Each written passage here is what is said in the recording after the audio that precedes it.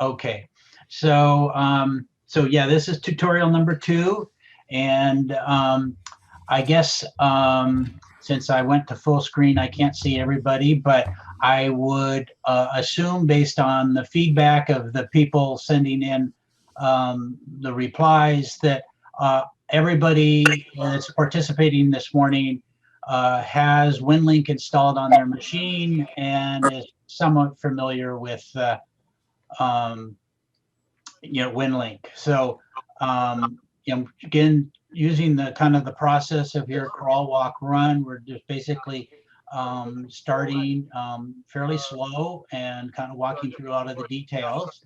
The first tutorial we went through pretty directly, and I guess I'm getting a little feedback here, so I guess Yeah, maybe I'm trying to track that down. yeah, if somebody There we go. I think we got it. Okay, great. So I'm assuming everybody's familiar with Winlink, but we kind of went through quickly in terms of going kind of laser focused on getting Winlink installed and sending a simple message with a form. And so this tutorial is kind of stepping back a little and going through a little more methodically some of the capabilities and other customization features that's available with Winlink, with the hope that based on just these first 2 tutorials, that if you were to get set down in front of a Winlink window, you would probably know 80–90% of what you need to know about doing things with Winlink, sending messages. So, and then the subsequent tutorials 3 and 4, I guess we'll start with 3 in a couple weeks here. We'll start talking about how to hook up Winlink to radios and configuring configuring Winlink with your radio. And then in tutorial 5, we'll talk about a little other options and other operating modes with Winlink. So I guess continuing on here, I always like to start with a little levity here.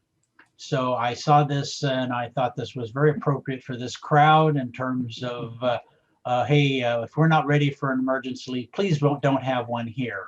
So I thought that was somewhat appropriate. But we could make that just go countywide at this point. Would be good. Yeah. So, okay. So this is just gonna be a kind of a potpourri of different topics, and starting out with just kind of managing your Winlink account. If you've set up your Winlink with Winlink Express software, you've in fact created a Winlink account. You can then separately go on to the winlink.org website and log in and see your account and make any changes and edits and updates to your account. So that's actually another method of accessing information related to your account. It's also, I guess, very important to note that if you're not active with your Winlink, that after 400 days, they will purge your account. Essentially, it becomes inactive.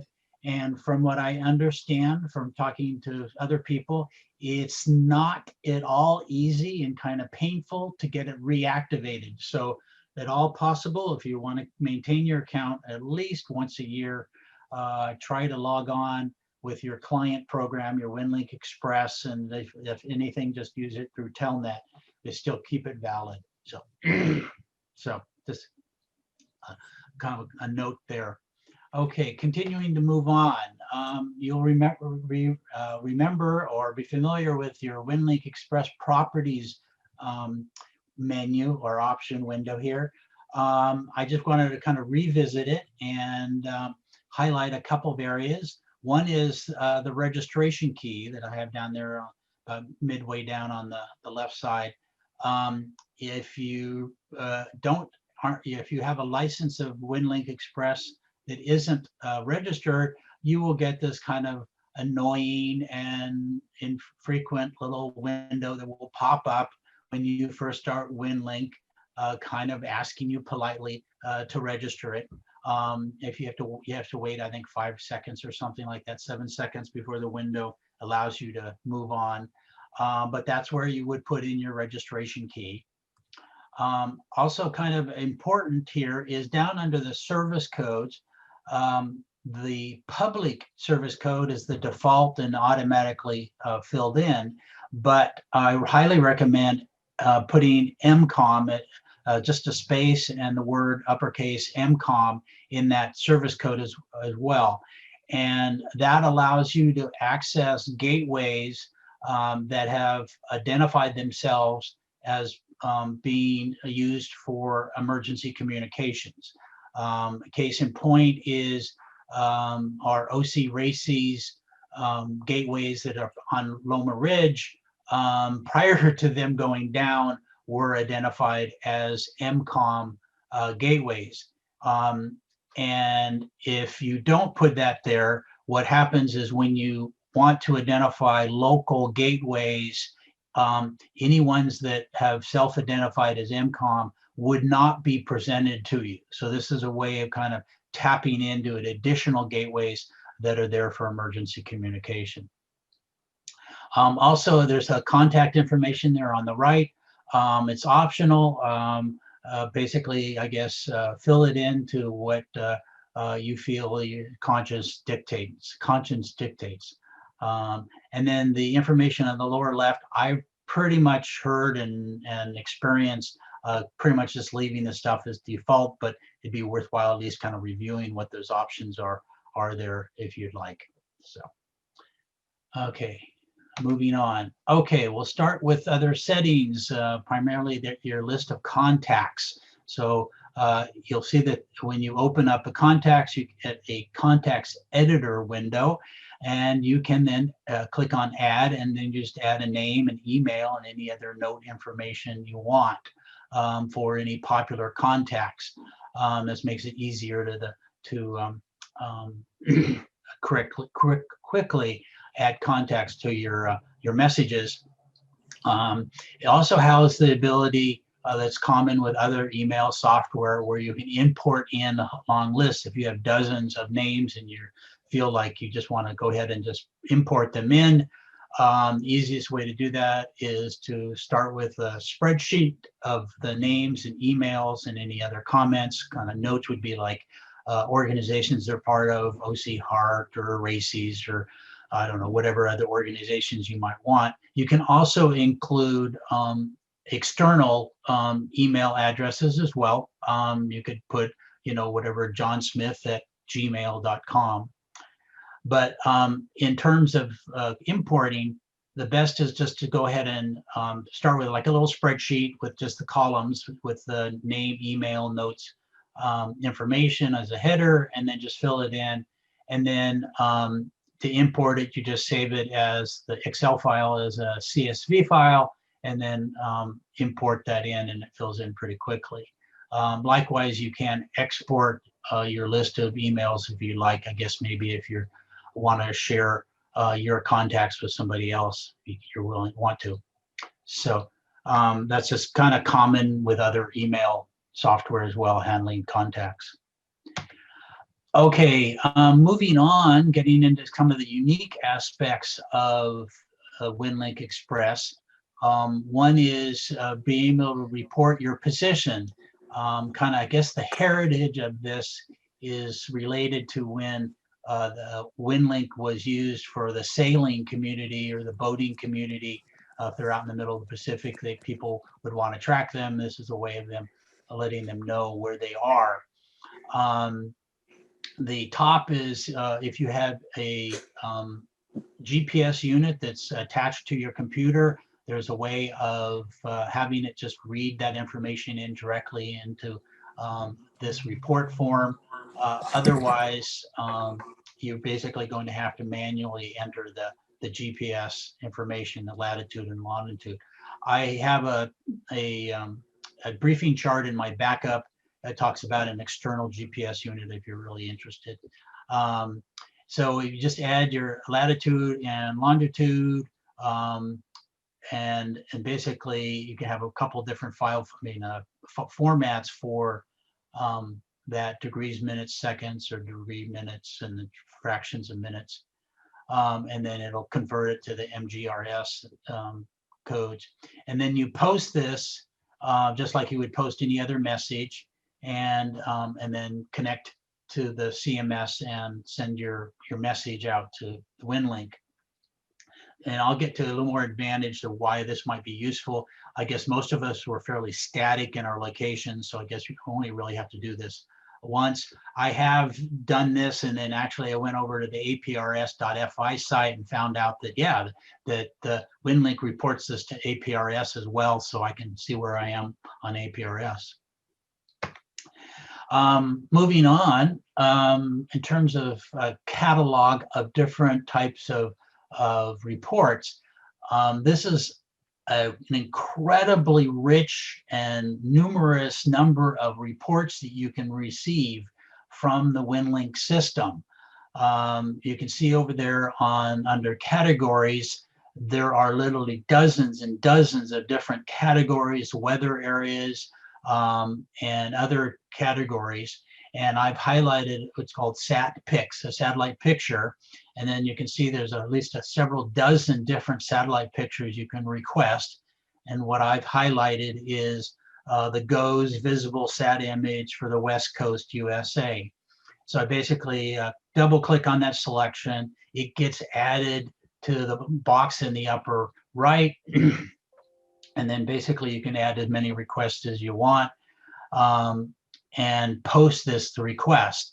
And I would highly encourage you to experiment with trying some of these. I haven't even come close to hitting the tip of the iceberg of these type of reports that are available, but they're obviously kind of cool. And for anybody that's kind of an information nerd, this would definitely scratch an itch. So basically, once you post the request, you send it to the Winlink's, just go ahead and send it out through Winlink. Wait a few seconds, check your, again, connect to Winlink and get your response back. So here's basically the reply to my message request from the previous page. So it basically attaches an image. So I've opened the attachment and then double clicked on the image, and then my default viewer, image viewer in Windows opens it up, and voila, we get a satellite image of the West Coast using the GOES West satellite and the infrared. And this was back on November 29th at 2100 Zulu, about 1 in the afternoon. So kind of cool, neat information.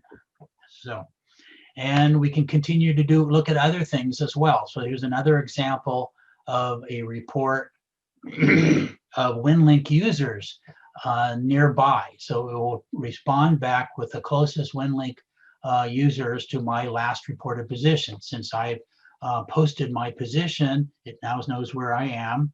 And so basically I put in the request, and this is now the example of the reply you'll get. So I truncated it here, so there's probably only about the first 10 or 12, but you can see I'm identified as the first, and then the KD6PYD is 27 nautical miles away, roughly basically compass heading 318 true, so it's generally kind of northwest, and he put in some comments as well, so you can at least find out who are nearby Winlink operators are located. And again, this is probably tied more to the heritage of Winlink, knowing kind of for people that are out on the ocean, wanting to know maybe what other Winlink users are nearby. Okay, continuing on. Also, there is a built-in picture cropping and resizing capability within Winlink. It's primarily there to make sure that if you attach any images, you have the tools available to you to keep the file size to a minimum.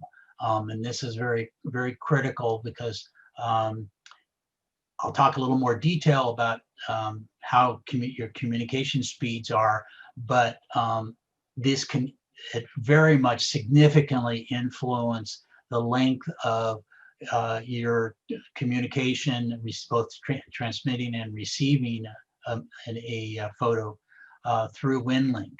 So they give you two tools. One is to just simply resize the image file size. And in this case, it was a fairly large image, about 4.2 megabytes. And I've asked it to drop it down to 80 kilobytes. Still a little on the large size, but it was just a notional file size. At the same time, I've enabled the ability to crop an image. And you can see there I've cropped out what I thought was the unimportant areas and just kept what was key to the kind of the message I'm trying to send here. And then just for reference, this is Peters Canyon Park up in Orange, and it was taken just a week or two after the Canyon 2 fire a couple of years ago. So after doing both the resizing the image and cropping it, we end up with basically this image. Also, I cut and pasted a note from Winlink about file sizes, and they do have, there is a 120K message limit for anything. So if you accidentally attach a file you weren't thinking and you try to send it, it will limit or will warn you that I think it will probably won't even let you send the message if it's greater than 120K. Their recommendation is that it should be less than 10K. And you can go in and you can set lower limits if you'd like. Way back when I talked about going online and going to your Winlink account, one of the options there is to set your message limit. The resulting file size here I've noted is 79.8 kilobytes. That's still a pretty large size file, and at least a data point that I can reference is I sent myself an image using my outside email address with an image that was about 36K. And at the time I used the OCHEART gateway on Loma Ridge, which is a 9600 baud gateway, and it took me close to 15 minutes to receive that message. So you're thinking that this message at almost 80 kilobytes would probably take 30 to 35 minutes through a 9600 baud gateway. Still, that's half an hour just to send this image through one of the faster gateways. I dare not want to think what it would take through one of the slower 1200 baud gateways, a couple of hours. So you can see that that's one reason why the tools are available to you within Winlink to edit and resize any images. Okay, continuing on, kind of revisit sending forms with Winlink. The way the software is written is again trying to minimize the amount of information that you actually have to send directly. Again, it's assuming that you're going to be using radios and generally not the fastest digital communications path. And so what it's trying to do is send it in a manner that limits the amount of true traffic that is transmitted.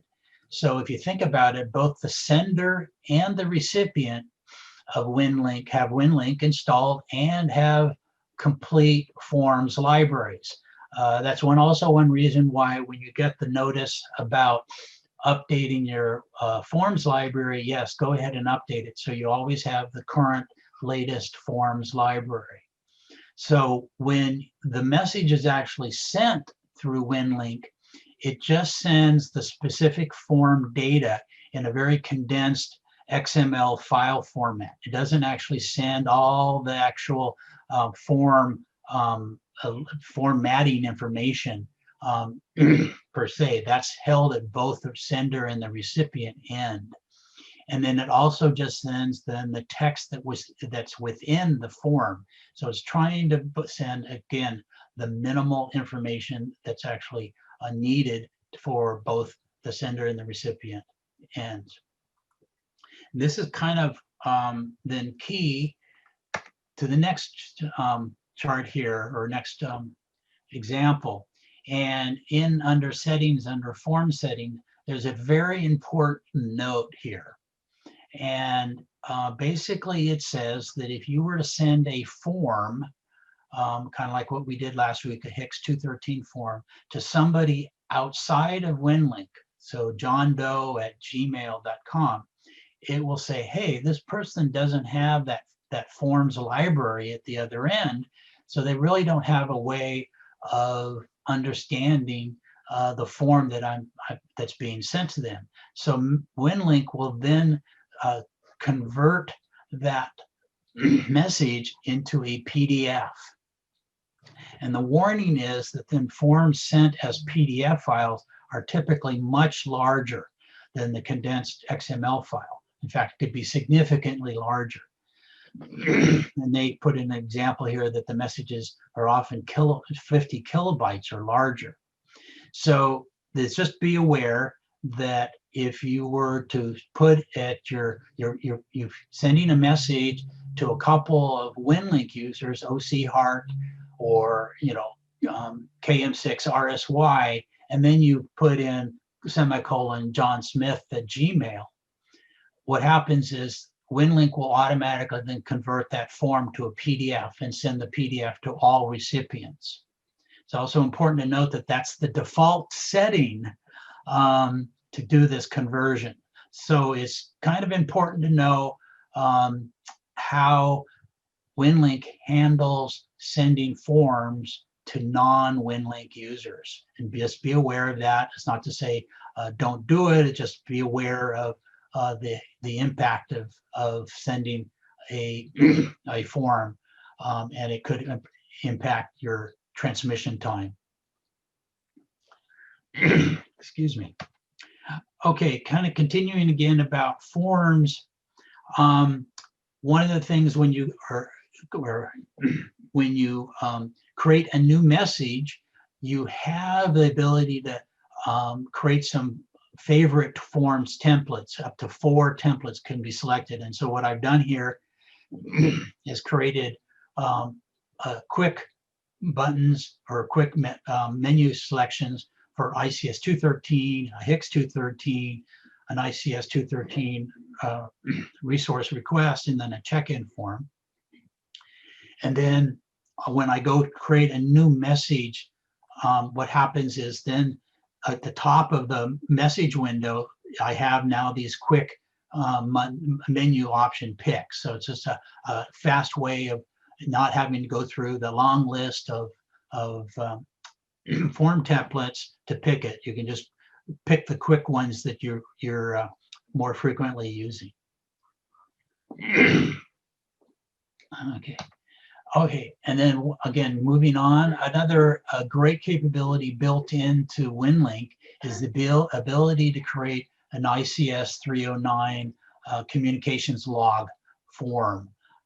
Basically, this is a form, and you can see that there's a number of different settings at the top, what type of information you want to be included in this log, inbox, anything that's sent to your inbox or read or saved, sent information, what time frame are you talking about. So like at the end of a shift, if you're out deployed and you want to create a log, you can just pick the time frame for your shift, any additional information in terms of describing the task that you're working on and your operator, and then you can generate that ICS 309 form, and then it'll ask you where you want to put that form.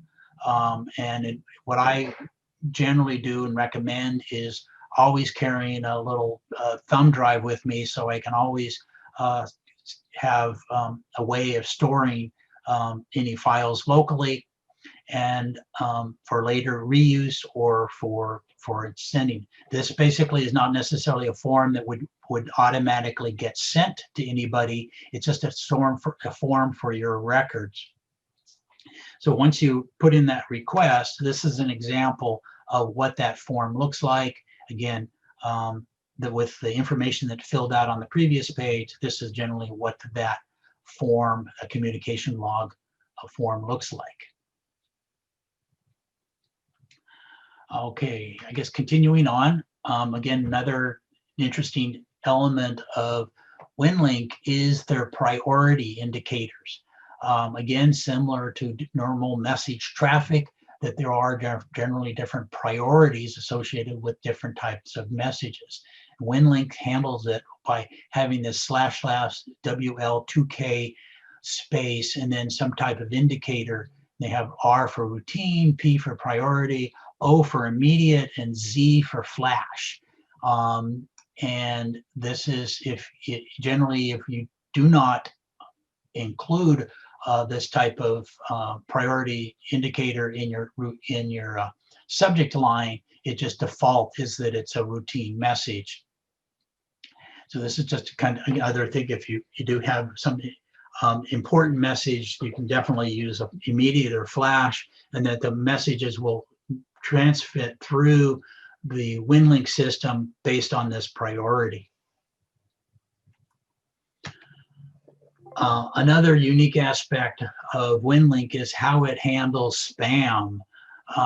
It handles it kind of via this whitelist and blacklist. I think this is kind of common to other email software that I've encountered, never heard it quite explained this way, but I've heard the term whitelist and blacklist before. But each user has their own whitelist and blacklist. And it's basically a whitelist is email addresses and domains that will come through to you, that if somebody outside of you, either another Winlink user or out from the internet, sends you an email, if they meet the criteria that's in your whitelist, it will come through and show up in your inbox. So that's the option. The alternative is if somebody isn't in your whitelist, if they put in the //WL2K in their subject line, it will go through and get into your inbox. The other way for addresses to end up in your whitelist is if you send them an email. So if you send an email to joesmith@gmail.com, it says that, hey, I guess you're sending this to a valid email address that you want to communicate with. We will automatically add that email address to your whitelist so you can receive emails back from that person. If they don't meet either of those criteria, they will not end up in your inbox. It will bounce back and the sender will get a message saying it's unable to be delivered. Basically, you can go online again to your Winlink org account and monitor, check to see who's in your whitelist, or add other addresses and domains to your blacklist. And I have a link down there that you can go check to see how to manage your whitelist. And that generally, if you have any problems, this is basically how you would manage that. Okay, and then basically, again, people can communicate to you at your Winlink account or when your Winlink Express from outside of the Winlink system. They have to use your full email address. In this case, it'd be my KM6RTE @winlink.org or OCHEART@winlink.org. So if they're in order to receive that email, they need to be on your whitelist or use that //WL2K. So if somebody knows you have a Winlink address but has never communicated with you before, they need, and so they're not on your whitelist, they'll need to put that //WL2K in the subject line. And then we talked about this briefly last week, but again, important notice that sending messages to and from Winlink have all the same content restrictions that apply as an amateur radio operator. No profanity, your standard HIPAA restrictions, etc. apply. Also, I have a note that if you wanted to try sending yourself an email, if you're in Winlink Express and you say, hey, I'll put in my call sign just to see if it won't work. That's just one of the things that's built into the system. You can't send yourself an email. You can go outside to your regular email and send it in using your call sign at winlink.org if you like. Okay, and then when I was talking about the different message priorities, under the settings, you have a message notification. So there's ways of, if you get a priority message, you can have some type of notification sound or some other notification. And then there's some other settings here regarding any notification or forwarding messages that come in that meet certain criteria that automatically get forwarded as well. So I think that's pretty much it for this week. Kind of kept it to about 30 minutes. So kind of the suggestions for homework here is play around with an experiment with trying the catalog requests, and then send a message out to your normal email address. Obviously, you're still using Telnet at this point, so it'll go pretty quickly. So, but it's worth a try just to see what it looks like sending yourself a form and receiving it at your regular email. Again, at the same time, crop and resize a photo, get familiar with it, send it. Again, you're using Telnet at this point, so it's going to be pretty quick. And vice versa, go out and send yourself an email from your outside regular internet email to Winlink, and try seeing, well, first off, seeing if you do receive that message. If not, you can see what type of response it gets. And then check out, send to the system a request to get who's in your whitelist. You'll have to go back and check out that link that I provided earlier. So that's pretty much it. I do want to just quickly note before we go on to questions that I do have a series of backup charts here that are worth at least reviewing, talking about help, we're talking about fonts. Here's one way of you're sending a form. If it's a form that's very commonly used, you can actually save that form to a local hard drive, a local thumb drive, and then you just have to fill out certain information. It's just a quicker way of filling out a form that's kind of repetitive.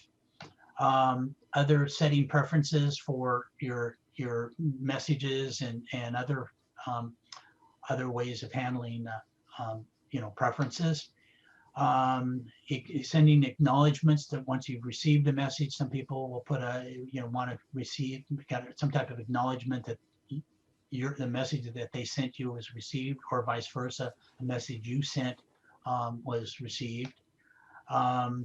Basically, that's kind of that. And then I talked about hooking up an external GPS receiver. This is just a quick example of one that I found on the internet. If you don't have GPS built into your radio already. Also, there is ability to find out where all the current Winlink users are around the world. It's another, again, find out how many are out in the middle of the ocean and such. So that's pretty much it. I guess. We have a question.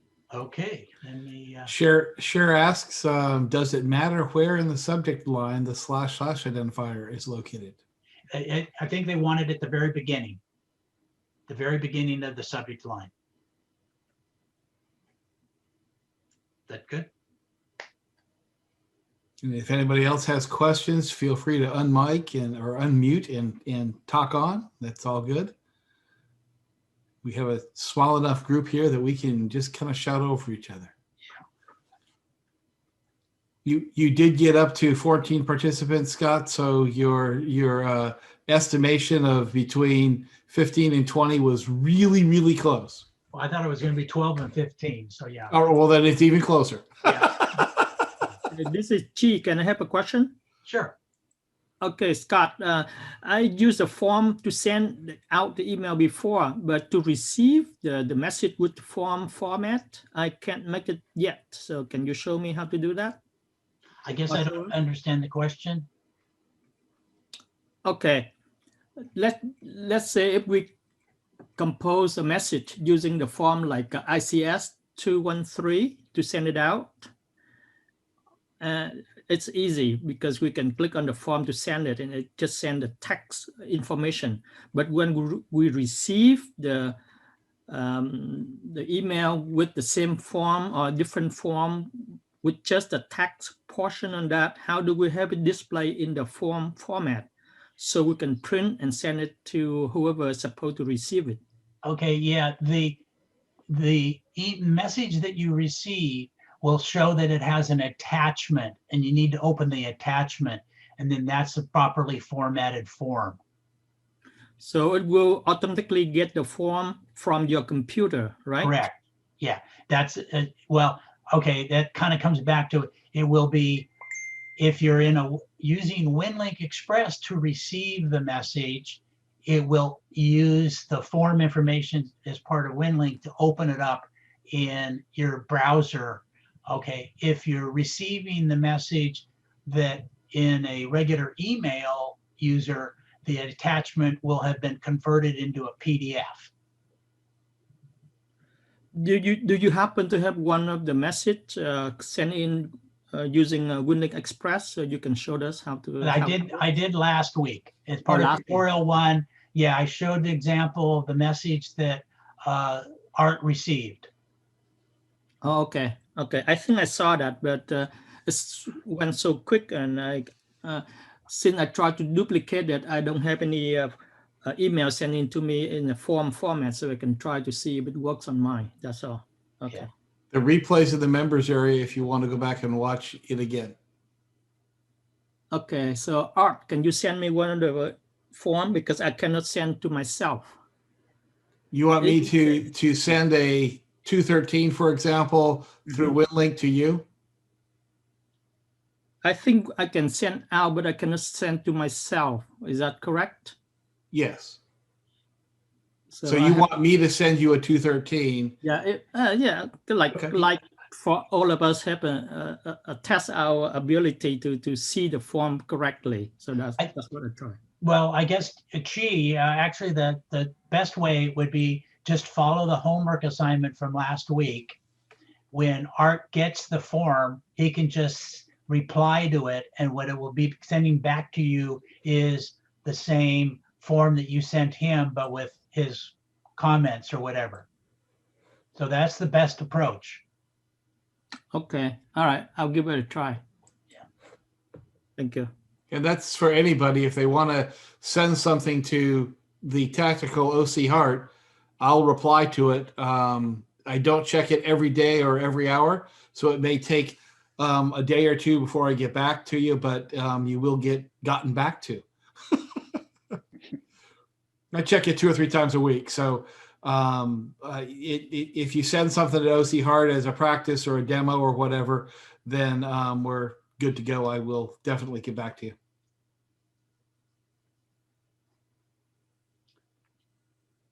I have nothing else. I have one question. Go. The additional charts that you mentioned at the very end, those are on the member website also? Yes, they're on the website. They were part of the attachment that's got that should have been with the email that you got to invite you to this. Okay. It was an attachment. Those slides are at the end of that, and they're also uploaded on the website. The recording, this recording that we're sitting in right now, is obviously not on the website yet. Should be there by the end of the weekend, though. Okay. No, I wanted to go through those additional charts a little more slowly. Yeah, that was actually it was kind of the trade-off here. They weren't super important enough for me to actually go through and brief them, but I wanted to include that material so you have it as a reference. No, totally appreciate that. Any other questions? I've got a question. Sure, Bob. Go ahead. It's a 2-part question. One is Winlink Express the only client that will run this other than going to the website? That's part one.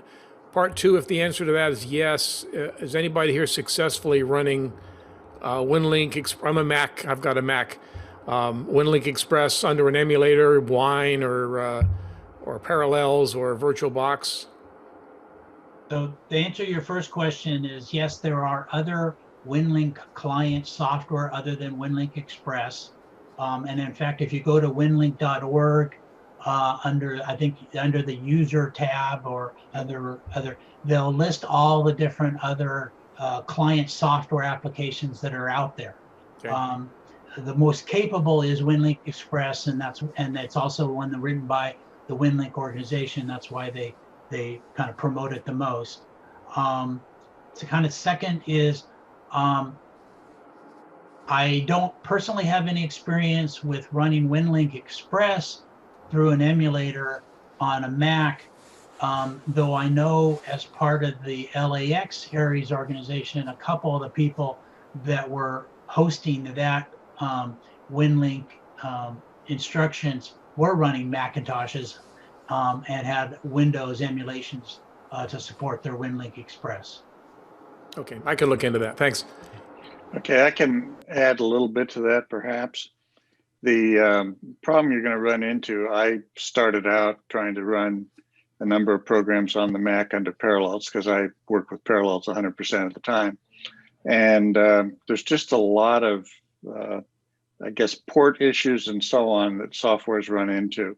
So I would kind of expect the same thing, although I might do some testing on it. But I think the biggest problem will be connecting to your radio.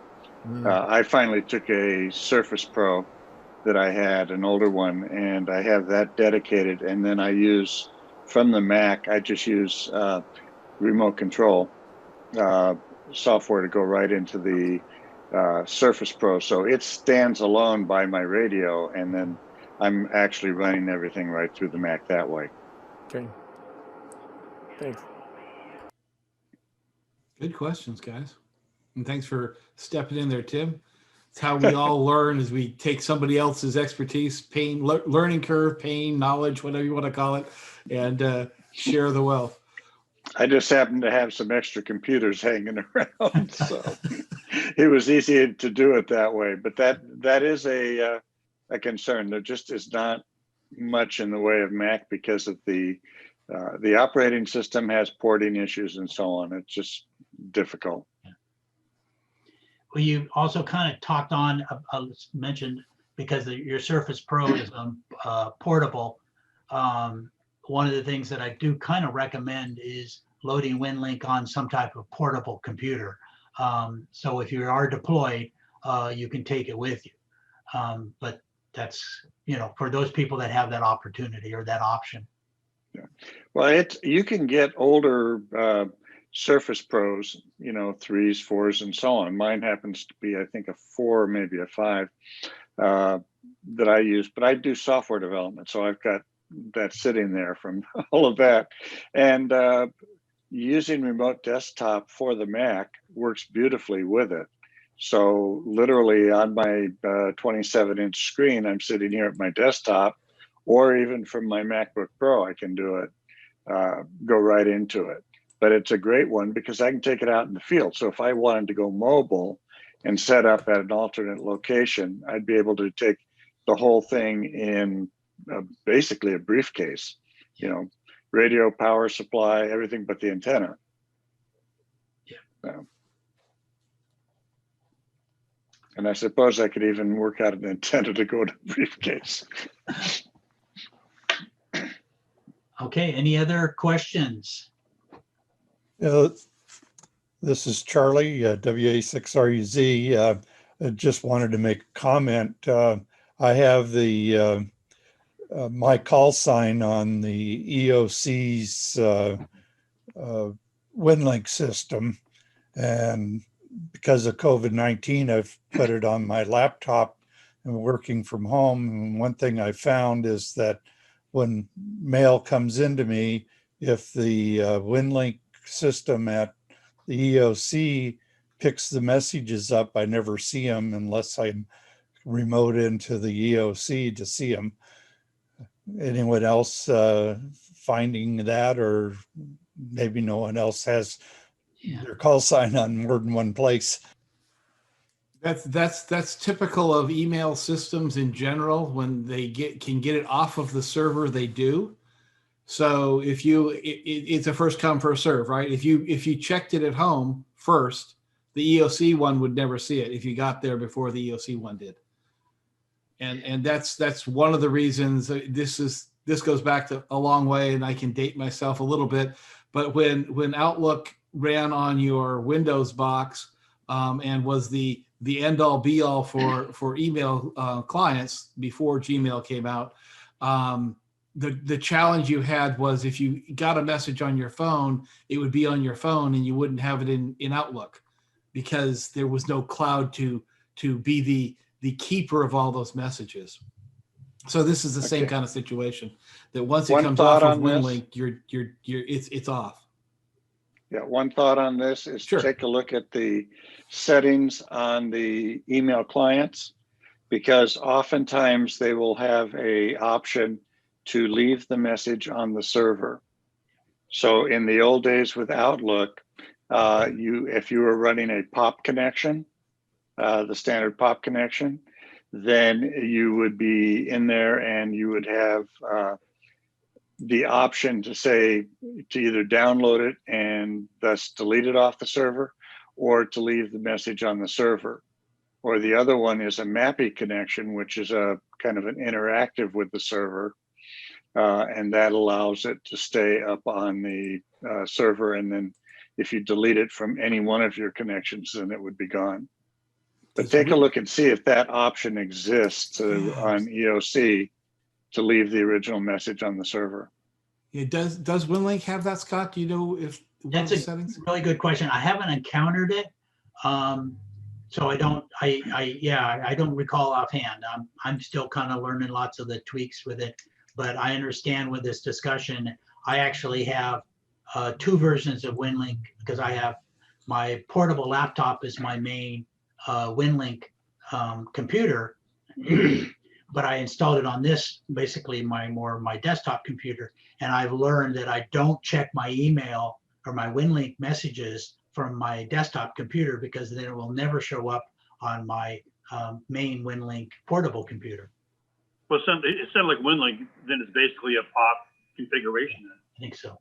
Yeah. Okay. I think I heard that before. Otherwise, their cloud gets too clogged up with all the message across the planet. Correct me, Charlie, if I'm wrong, but as I recall, we run WinLink 24/7 at the EOC. That's correct. But since the county's RMSs have been down, we're just connected to the internet. So. Okay, well, the reason, so given that it's running 24/7, is it grabs the messages before you at home on your laptop can grab them. Yeah, that's typical. Okay, so that's probably why you have to remote into the EOC.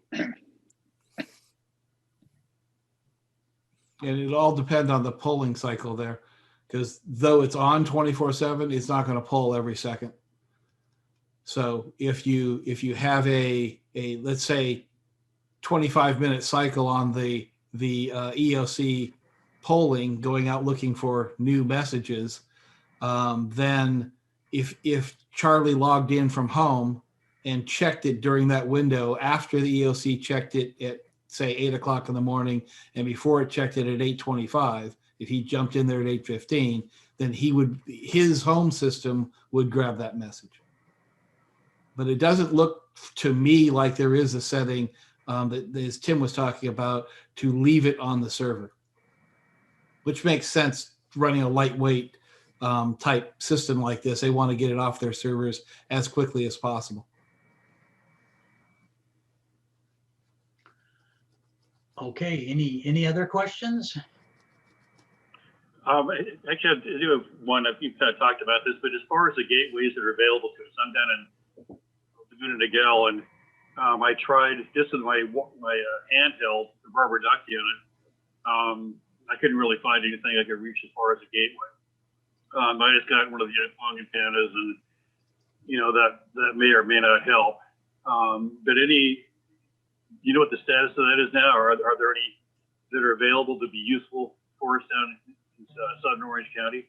I know that I think some up in Mesa and some other areas up there, but below the hills around here, you just can't get the line of sight on them. And is there anything planned? And you mentioned Loma Ridge. We should be able to reach that from here, shouldn't we?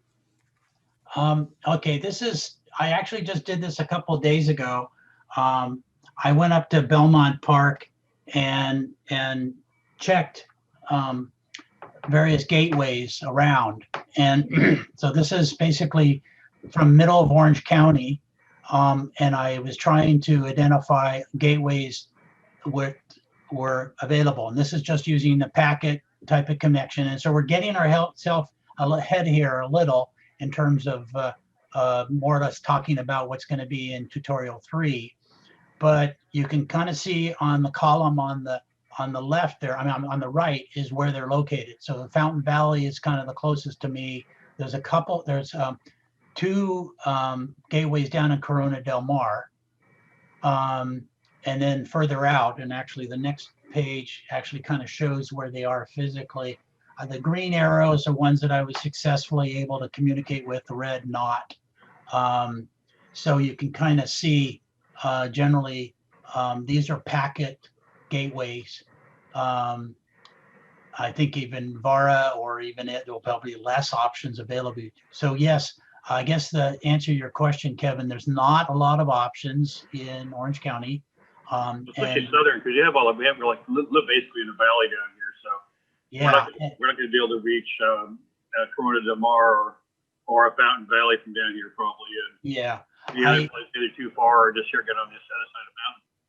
Has there been any thought about contacting guys up in San Diego, because it doesn't take much rack space or power or anything else to actually stick a Winlink system up there? I mean, it's just like a really cheap computer. Like you can do a computer without a screen, a relatively inexpensive radio and an antenna and battery backup, and it really doesn't take much away of the expense as far as equipment expense. It just gets a matter of the approval from them to be able to set that up. Is there any work being done on that? Yeah, there's actually a couple of answers to your questions. One is, yes, first off it's been a big hit to the county that we don't have the gateways up on Loma Ridge, because they're at an ideal location, and it's definitely been a pain we felt throughout the county.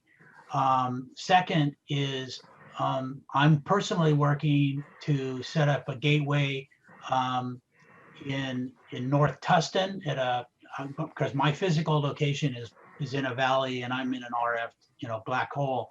So there's another member of the City of Orange Resizing organization that's volunteered his house to be a location. So I'm in the process of putting together a gateway, just basically initially a packet gateway.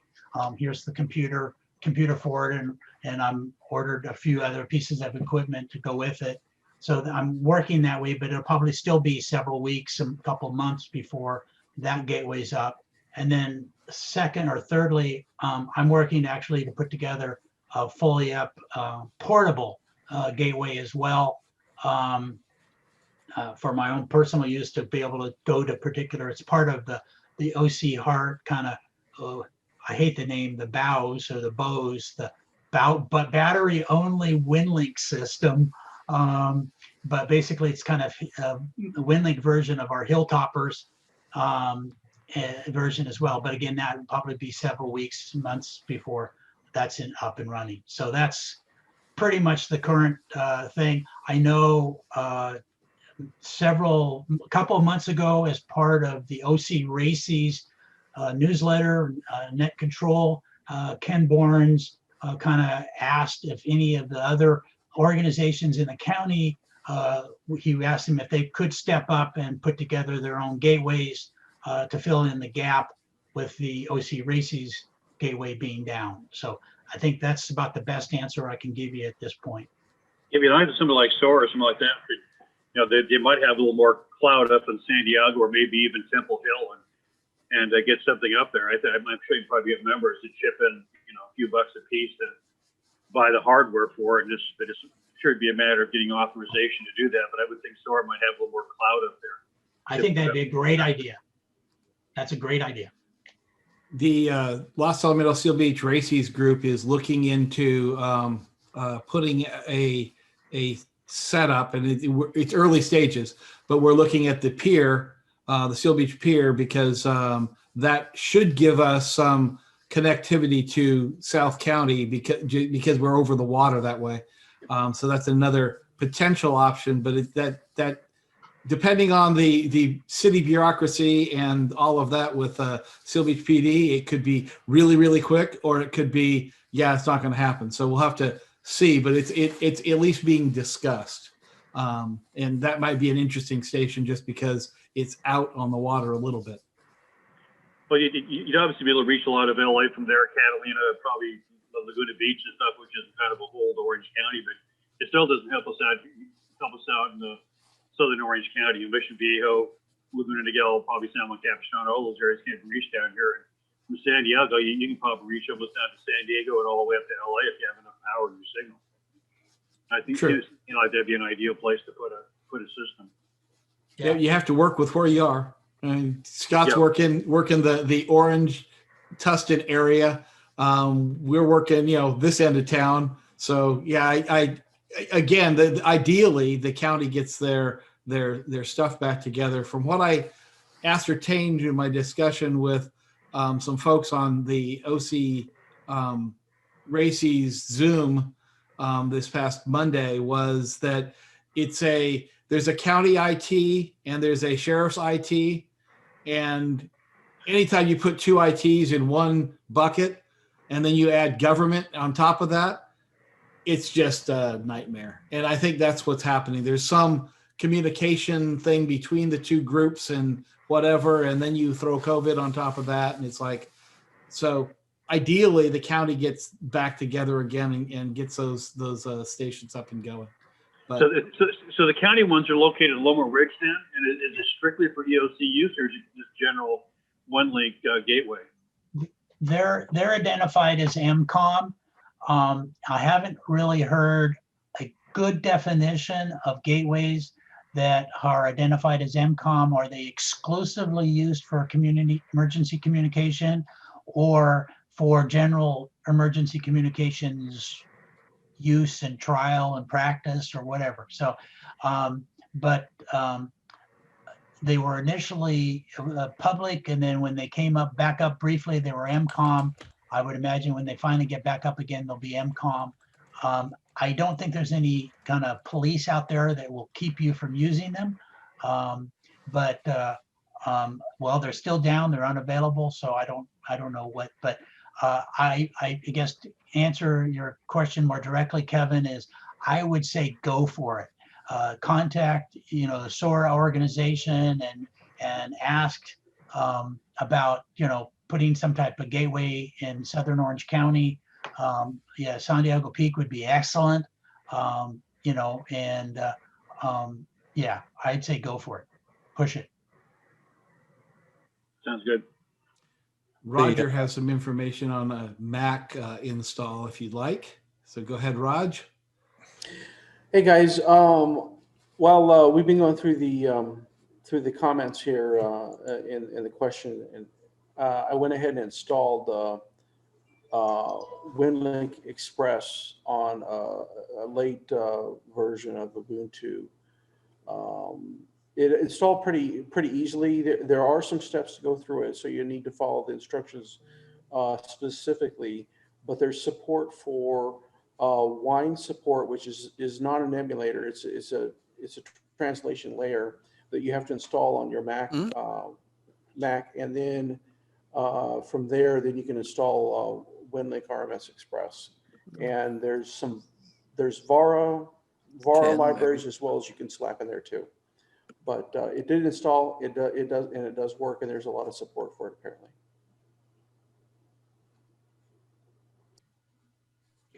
Excellent. Anything else? This is Charlie again. I do have a comment. at our at the Mission Viejo EOC, we used to have a packet gateway there. It wasn't up all the time, and when some changes were made, that was removed. And I've been trying to get a team together to reinstall packet gateway on 2 meters, and but because we've been restricted, not able to get into where the sheriff's report writing room is where our equipment is. So we haven't been really able to get in there and do anything. But as soon as we can, I'm planning on reinstating the VHF gateway. I'm getting what equipment I can together now, but it's located at the Mission Viejo City Hall. That's still kind of in a valley. Well, it's kind of in a valley. It still has a lot of hillsides around. So what we really need is elevation. In place that has elevation, that's the way San Diego, or maybe even Temple Hill might be, more universal as far as usefulness. Wide Orange County and LA and Southern Orange County, and I think you might be able to hit places in San Diego too. At least Oceanside or some of those areas from San Diego too. So it sounds like that might be the way to go if it's an option.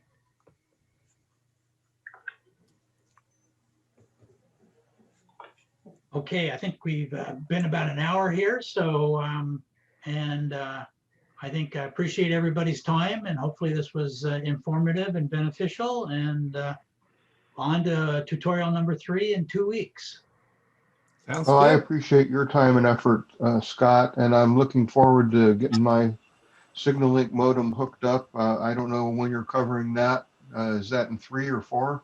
It's number 4. Okay.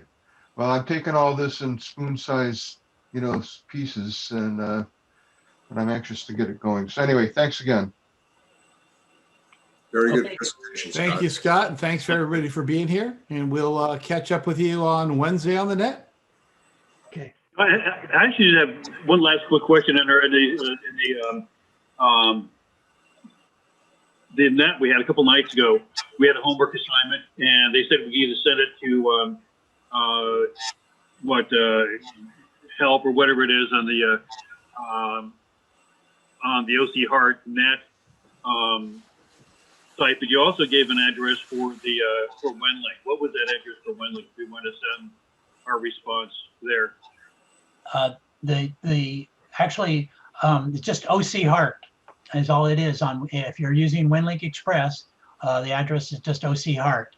Okay, Basically that goes to art, but that's a tactical address for OCHEART. Okay, perfect. And the email address, if you want to email it in, is hello@ocheart.net. Why don't you send it to both? That'll work too. I have to bail out, guys. Have a great week. Thanks, everybody. Take care, everybody. Thanks a lot.